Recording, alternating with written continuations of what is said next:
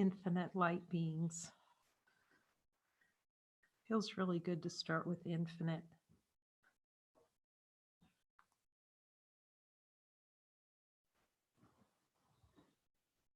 And see what Jesus has to say about infinite for us today.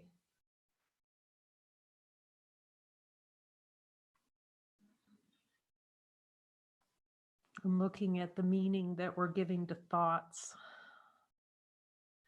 He was telling me this, reminding me this morning, how this is all a cover over to try and protect choice, to try and keep choice alive in the mind, which is really death. As soon as we choose two, as soon as there's two to choose between, the light goes out of awareness. Our natural state is no longer in our awareness. There's only one. And as soon as we give thoughts meaning, things that we see meaning, it's false perception. We'll feel split. And see that the light doesn't know what a split is. It doesn't know what two is. Infinite light of being. It doesn't give an assignment for meaning to something. You can ask Jesus that. Does our natural state, light, infinite being, have any idea what a meaning is for something?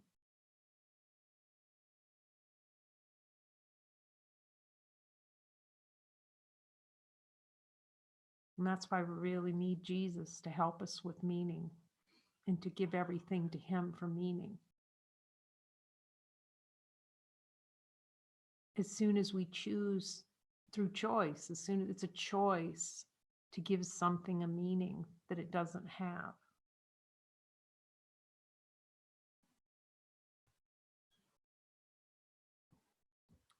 It's just an attempt to obscure the light, to kill the light. It was really beautiful. I'm so grateful when beings write me or ask questions, because I know it's for me to look. Or when we join, whatever's being provided by the Holy Spirit through each of my brothers, they just become so welcoming to it through all these joinings. And the power of us coming together to look so deeply at these desires to deny divinity by making things mean what they can't mean possibly. There's no way they can mean these things. Yet, as I've, you look with Jesus, and as we were laughing, it's like the more we look, the more we laugh, because we know he's right about everything. It's just an opportunity to laugh and see that it's not true. We can try as hard as we want, but we can't change light. Consciousness can't change infinite light of being, thankfully. And how we're trying to duke it out with Jesus. And we can see the fight was so great. It was like joining with Mariska yesterday, and where we just look together, we can see, wait a minute, there's something here. It's not a thing. We're not things. We're not a thing to attach thoughts to. And we can look, is there any glue inside of us to stick a thought to in there? If we really look, it's just like we place so much investment in thought. It was a play here. Like there's so many assumptions that thoughts are real, and we're getting attacked by them. Like we feel like a dartboard all day. And we can never be free until we admit it's a desire to feel like a dartboard of thought. Like it's like it's taken for granted that thoughts, something floating by seemingly in consciousness, like we have to grab it and have it do something.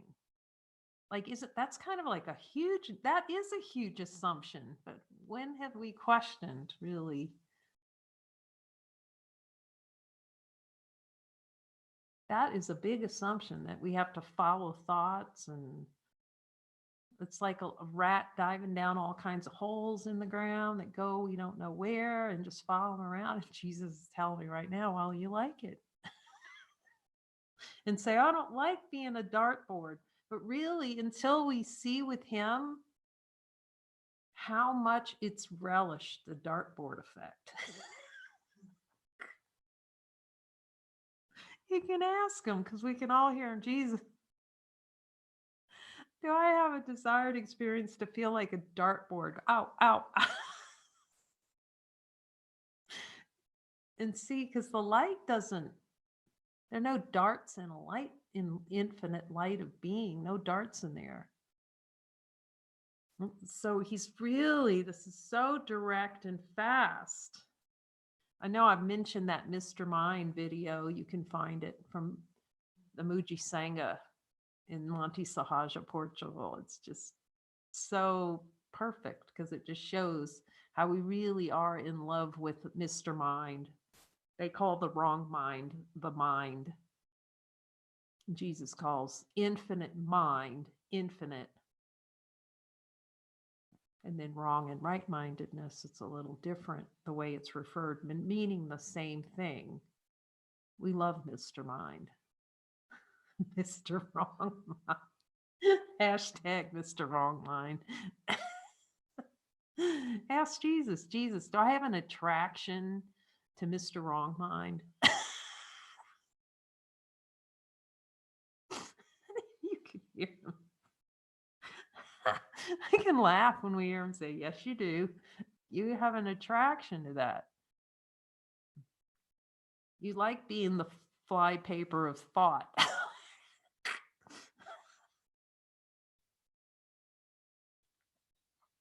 Very humbling to admit. You know, I talked about making little paper tigers out of thought, and you get a little concept out of that. And then we're duking it out with Jesus for concepts. Ask him, Jesus, am I duking it out with you to try to keep these concepts? And all of that to try and hide that we know choice is impossible.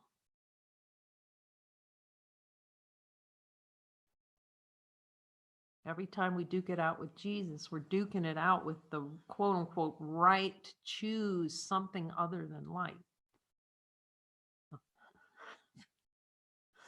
So he has to show us everywhere we're duking it out with ourselves, which it's actually ourselves because Jesus is us. It's not outside.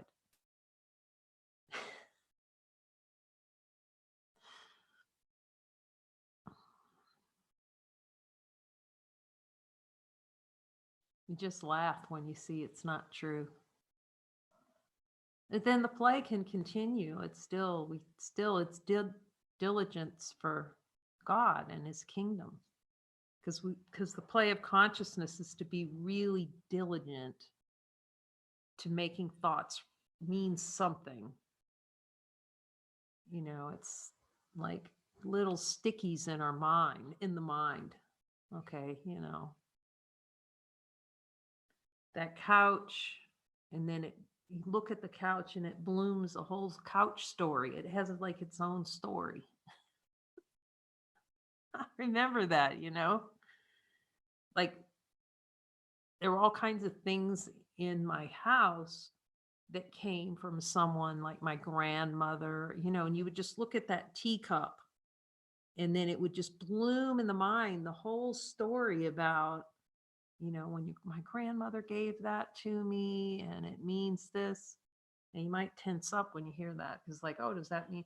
No, it just means look at how some objects mean more than others. See, that is going to be suffering.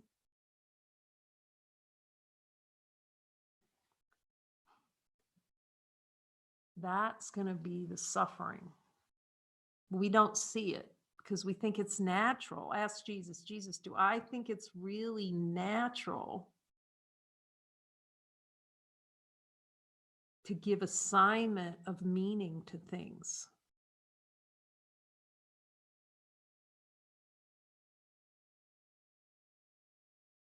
He's showing me how that belief that mind wandering is natural. Jesus, do I feel like mind wandering? You're so habituated, see, to these things, mind wandering. He said mind wandering is a way to preserve thought in the mind, thoughts meaning something.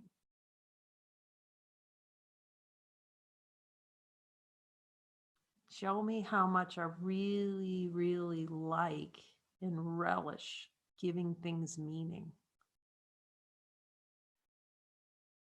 and different and splitting things out from the whole. Is giving things meaning, fragmentation, and consciousness. And hear what he says. So that's the way consciousness plays to take a sticky in the mind and take an object out of the whole and just stick a little Post-it note on it forever. And then it feels like death when you go, you ever try to like throw something out and you like can't bring yourself to throw it away because it has this whole history on it. Now, none of this is good or bad. See, Jesus doesn't make anything good. He's just showing us we think it's hell to throw it away when it's keeping hell in the mind to keep it. So he's just showing us the attachment to things. And then the ego goes, well, I'm just going to go throw everything away and get rid of it. But it stays in the mind. The clutter stays in the mind. That's why we just follow guidance. What's most helpful right now? You know, if I clean my garage, I'm going to feel better. No, not if you have all those ideas and thoughts in the mind and the judgments. It's not getting rid of an object or keeping an object that brings peace. It's seeing what's true and how the consciousness plays to differentiate and fragment itself by having some thoughts, feelings, and emotions more important than others. And it's all to obscure choice. You can ask him, is this all to just obscure that there's no choice? That heaven doesn't know what a choice is. It's choiceless. Remember in the Course, he says choiceless awareness, because pure awareness, isness, just is. It's not hunting around in form to make a choice about something.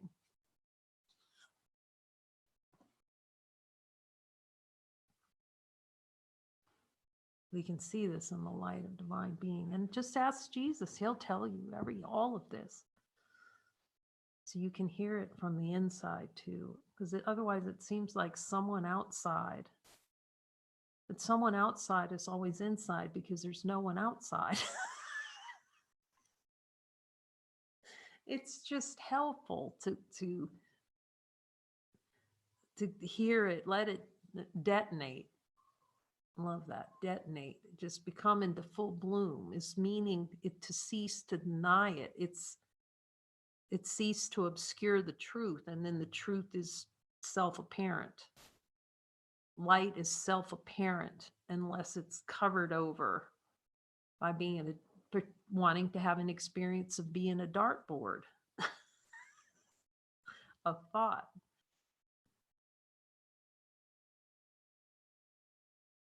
Of hell thoughts for an experience as though we're limited and weak.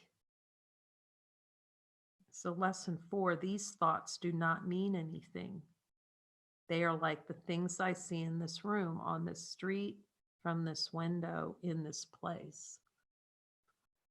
So most of us have been through the Course before.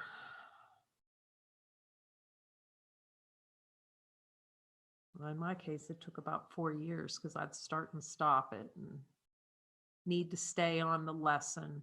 Jesus says that's even a play in consciousness to delay. I didn't get it yet, you know. That's why it's helpful to be with mighties, you know, and just hear together, okay, what's most helpful, Jesus? Do I stay on this lesson or go to the next one?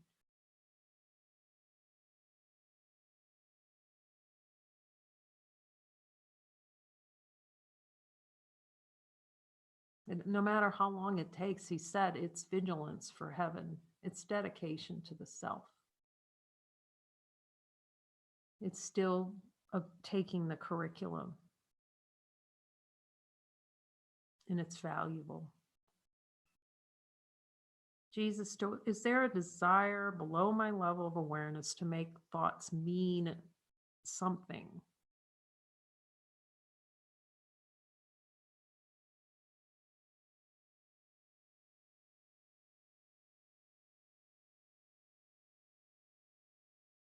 And can you show me that he said, this is the entirety of hell.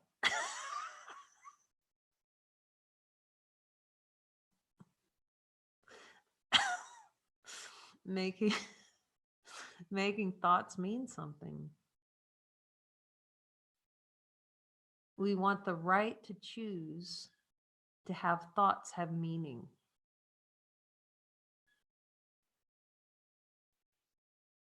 We can ask Jesus, do I want the right to make choice have meaning? And through thought, that there's a better choice. There's a better thought I can have. There's a better group of thoughts I can have. Does the light have any thought? Does it know thought? Does the light, infinite light of being, know what a thought is? So Jesus is taking us to look at the little manufacturing plant of thought, which is desire.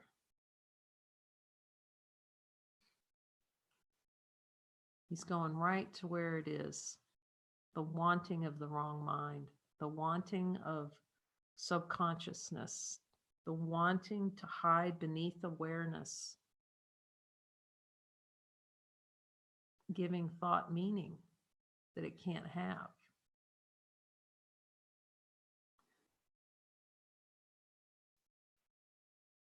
Unlike the preceding ones, these exercises do not begin with the idea for the day. In these practice periods, begin with noting the thoughts that are crossing your mind for about a minute.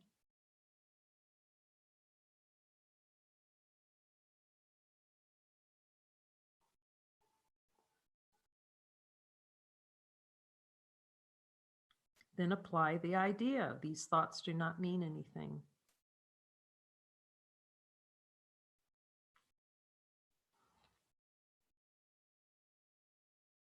So this is really started out with the mind training to just even notice thoughts. First, we didn't notice thoughts. We just were so reactive to everything. You can ask Jesus, is it powerful to start noticing what our thoughts are?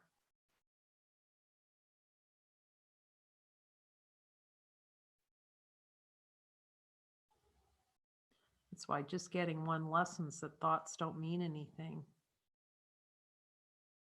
These are the tinker toys he talks about. Thoughts are relishing thought. Jesus, do I relish giving thought meaning? Just relish it. The question is, are we willing to admit we relish thought more than God? We relish giving thoughts meaning.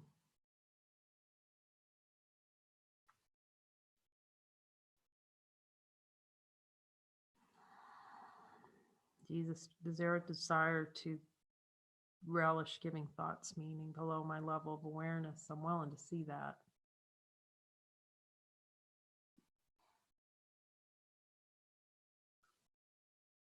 These thoughts are what are constructing the idea of person, a persona, the little We talk about building the little paper tiger out of thought. And it feels so real. It's a concept. It becomes a concept of a body. Is a body a concept? Whenever you give thoughts meaning, it's the miscreation of a concept. You'll perceive it. It'll seem to be real through perception. However, do not, however, select only the thoughts you think are bad. Oh, this is a helpful reminder, Jesus. Because giving meaning, that's what the ego is going to do. It's going to just look at, oh, that's a bad thought. See, it's already in judgment. It's judging which thoughts are good or bad. No thoughts are good or bad. They're pain generators if they have meaning. See, to keep the good thoughts and not look at the meaning, that meanings being assigned to good thoughts is the same as the bad thoughts. It's preserving that some things are good. It's preserving judgment. He's saying it preserves a sense of judgment. He's bringing us to neutrality.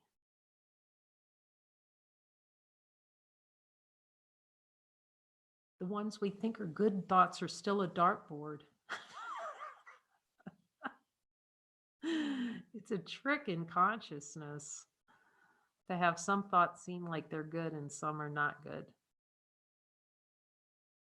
So he's saying, look indiscriminately. What a great reminder to just look without discrimination at even good thoughts.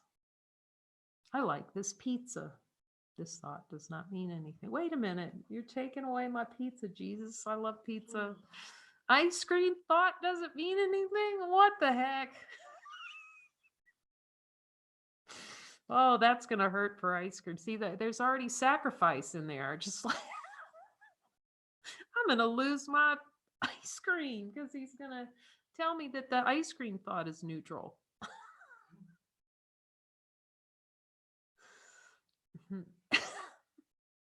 And see how much we want to keep those thoughts, the desire for choice. I want to split that ice cream out from the universe. He's not saying ice cream is bad. No, ice cream is neutral. That's what he's saying. He's just showing us how we're putting ourselves in hell with ice cream without even seeing it.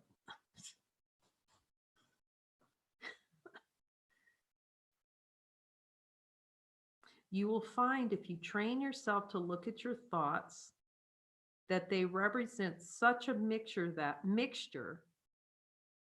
that in a sense,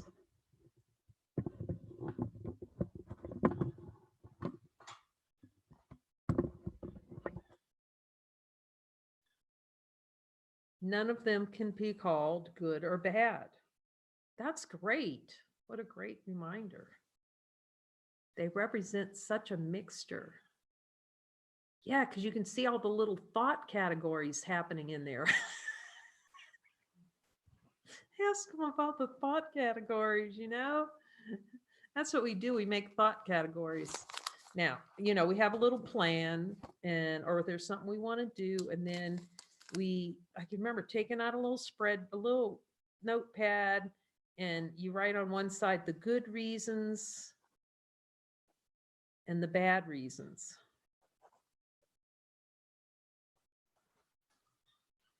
You know, and then you come up with these are good, you know, to see the judgment, that's exhausting. Now we have to just go to Jesus. What's most helpful? And it's like, okay, we don't have to go through any of that. I was telling my mom about buying the furniture in this room. We didn't measure one, you know, before I'd measure the room, and, you know, it can be practical to measure. Might measure, if I'm not saying it isn't, but you start to see how simple, like this whole room was purchased in a day, just about the whole thing, basically just by following guidance.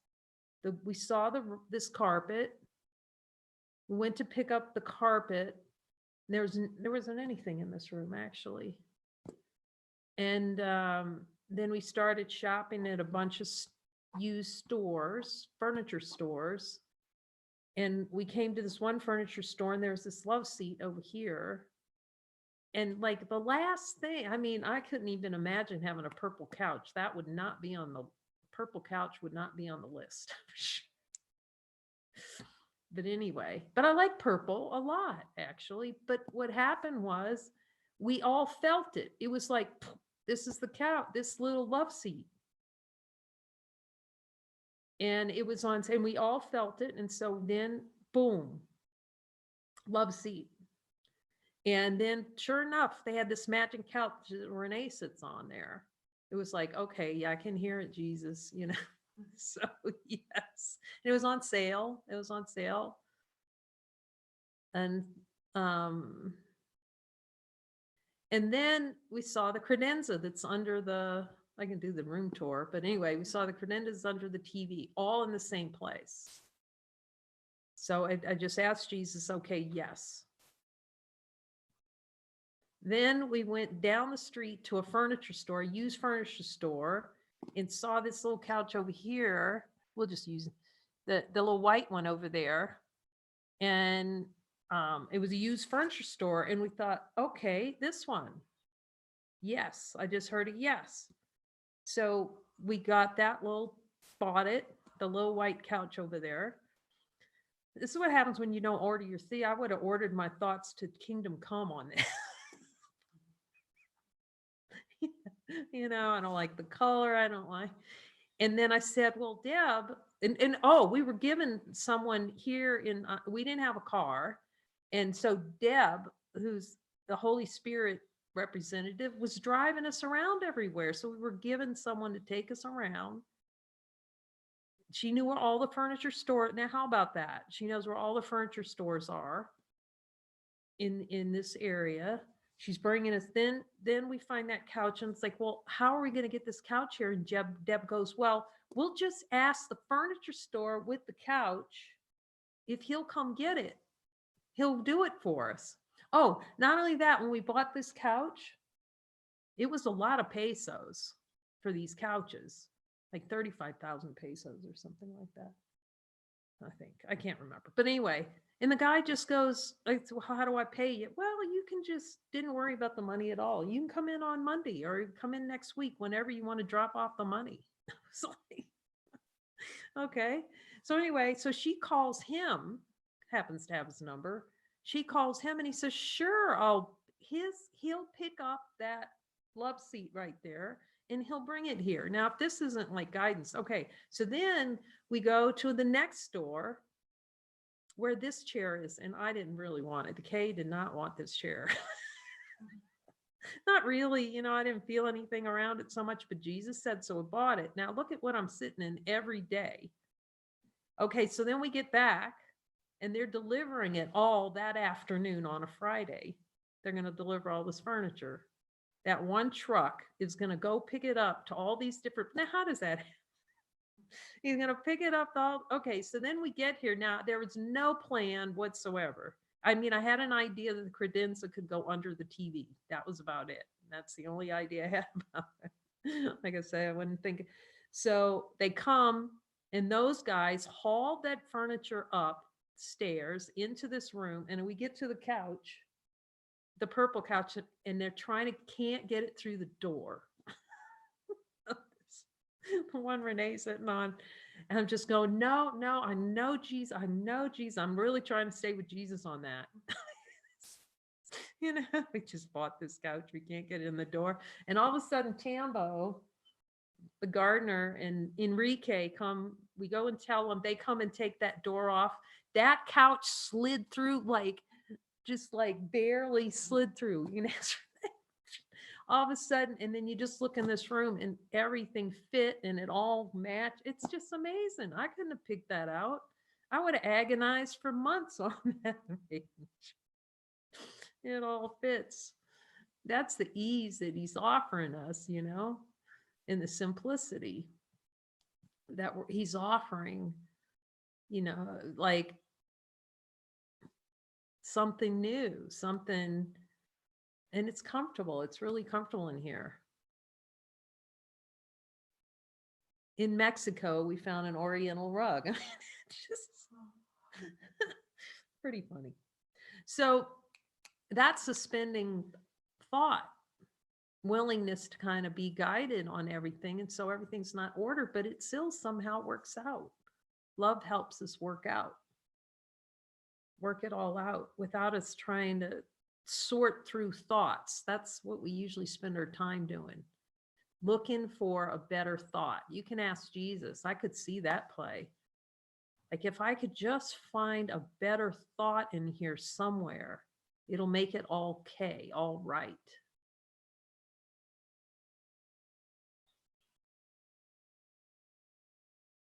You will find if you train yourself to look at your thoughts that they represent such a mixture that, in a sense, none of them can be called good or bad. This is why they do not mean anything. That's helpful to be reminded. I remember I was in community up in Canada, and I went for a devotional stay, and I just remember being so mad, going, I don't want to look at my thoughts. I was pounding my hands on the table. I don't, because the eye doesn't want us to look at our thoughts. I didn't see that at the time.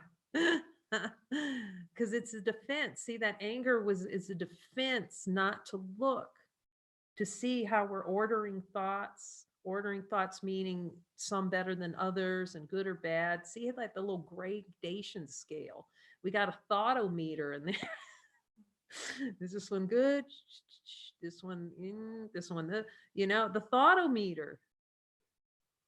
And the thoughtometer is hell. Ask Jesus, is that thoughtometer measurer in there? See, it's relative. See how it's relative? It's making relativity. The light's not relative. It's trying to find salvation through a better thought. You can ask Jesus, I'm trying to find salvation through a better thought, Jesus. And to see and finally admit that that is HELL. It's humbling. This is why they do not mean anything.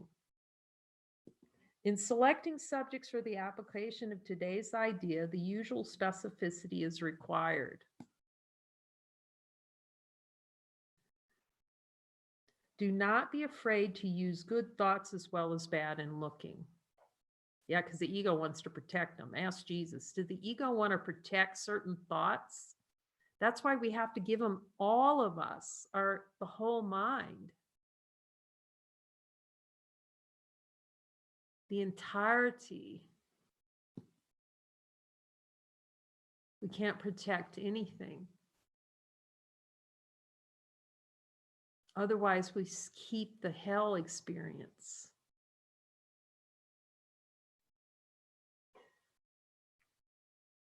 None of them represent your real thoughts, which are being covered up by them.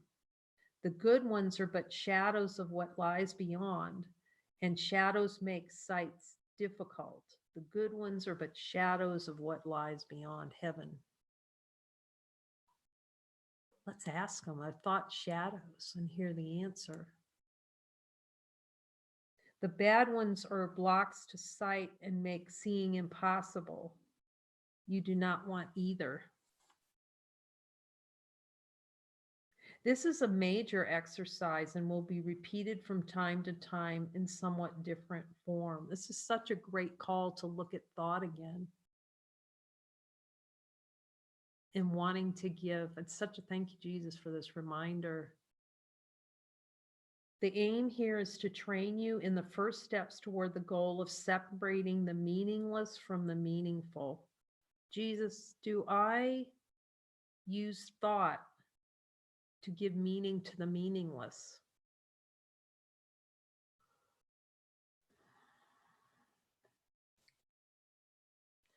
Yeah, you'll always feel bereft in time, he says, when we do that. You'll always feel bereft.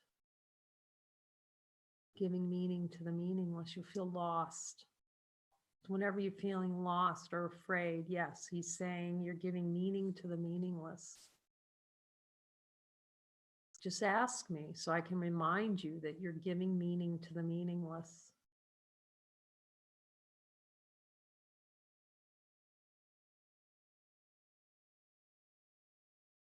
And I was just asking him, so Jesus, we really don't even know what the meaningful is. He says, yes, that's it. It's wanting to obscure what's truly meaningful, which is infinite light.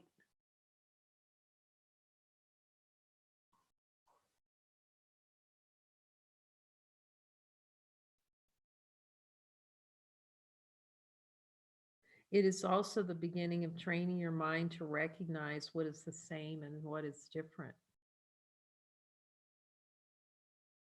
Wow, this is such a clue. To start that discernment. The sameness is where love is. And consciousness is the hunt for differences. It's a relative hunt. How is that different from me, the I? So it can prove other. Is that how? Yes, he's saying that's how it proves other. It proves other through giving thoughts meaning. Attempts to prove there's an other. In using your thoughts for application of the idea for today, identify each thought by the central figure or event it contains. For example,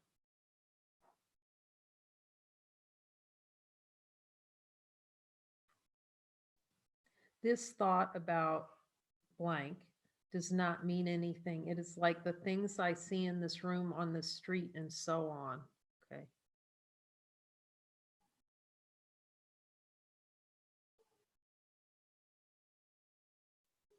It's so good to go back to basics and see how powerful these lessons are, like using them when we're watching movies, or the simplicity. You can also use the idea for a particular thought that you recognize as harmful. This practice is useful, but it's not a substitute for more random procedures to be followed for the exercises. Do not, however, examine your mind for more than a minute or so. So we can see at first, he keeps it very, very simple.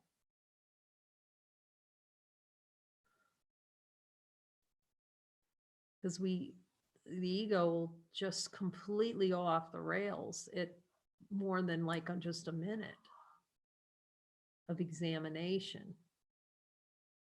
Yet now that he's saying, yes, now that the mind's more trained, it's more trained in observance. There we can spend more time, see, and now that we know that we can talk to him about it. Now he's saying, yes, you can hear my voice, and so just talk to me about it.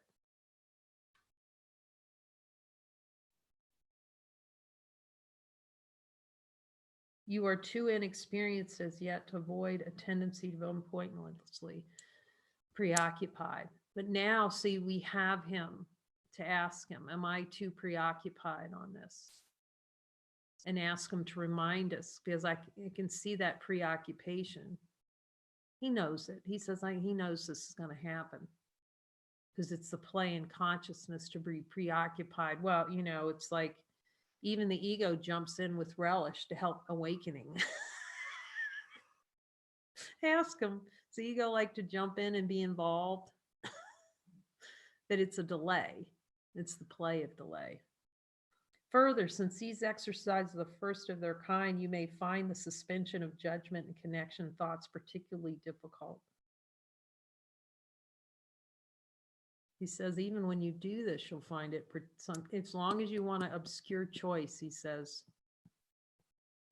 obscuring choice, the decision for choice from the mind. The willingness, that's why we need willingness to open it up. Willingness to look at all thoughts. Do not repeat these exercises more 3 or 4 times during the day. We'll return to them later. And he's saying, even though you've done this before, if you do it again, you follow his instructions. That's what he's saying, like, if you do this lesson again, just follow the instructions. And you can talk to me about the rest or join with your brother on anything else. But he's saying, yeah, he knows. So to be saying, just follow it fully. It's learning to follow him specifically, really. That he's the one who knows.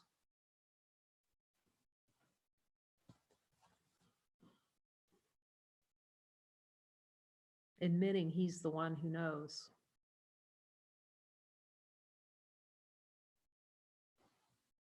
Thank you, Jesus, for another beautiful lesson together.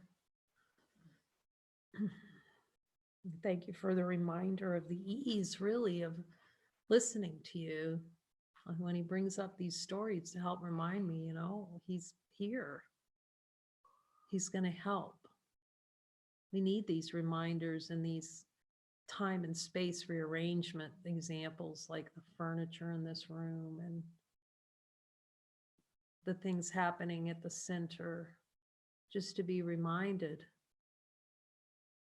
when we're following guidance, he's taking care of things for us. When we're looking this deeply on chapter 20, yes, he's reminding me to say, let me take care of the minutia, because the minutia is making all the thoughts mean everything too. So giving thought meaning is just being so involved in minutia. So we just ask, we come together to ask, what objects do we keep? Is it in purpose? He may say, don't even think about that. That's happened so many times. Like, do I change my phone in the, he's telling me now, don't even think, you don't even have to think about that. It's $35 a month or something. He says, it's not even your concern. So the things that we think is our concern, they're not our concern. It's his concern. It's just so helpful. I can see that when I was selling my house, like some of it was guidance he's telling me, but a lot of it's like, it's just some idea, some concept about spirituality, that we end up living out a concept of spirituality in terms of giving away or keeping objects. It's really just seeing the attachment to certain things and how we, like, objects hold space in consciousness. The belief in sin,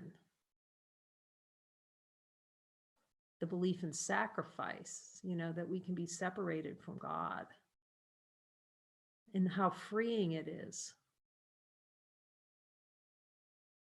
Because like I could see it like with my house. My house. See, it was my house. Whose house was that? But I could see it was a structure of kind of, okay, this is a great place to have friends, and it was pride. I can see how much pride in that. Like, I mean, if the spirit can use all that in purpose, it's not saying jettison your house. No, it's just to say that when I went to pull out, and I mentioned this before, I went to pull out of my driveway to drive south because I was getting ready to go in a spiritual community, and my house was up for sale. The house that I just, was relief, actually. I'm asking Jesus, because I don't even know what my emotions are at any instant. I just ask him. It was peace. It was a 24-hour drive to Texas in complete peace. Overnight stay, peace. This was guidance, he's saying, when you're in guidance. And all else is just a denial of guidance.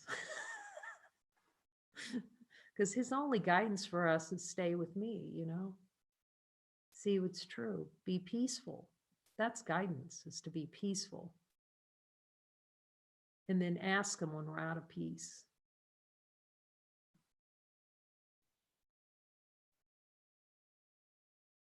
Yeah, he's reminding me about really the purpose of guidance is for us to be you, us, this, whatever. To be at peace, to be identity, true, what's here, love. That's all guidance is. Be love. And then with your willingness, I'll show you where you don't think you're already it.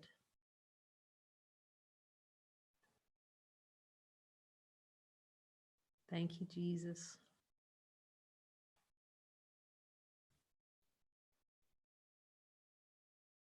Love from San Juan Coastal to all of you.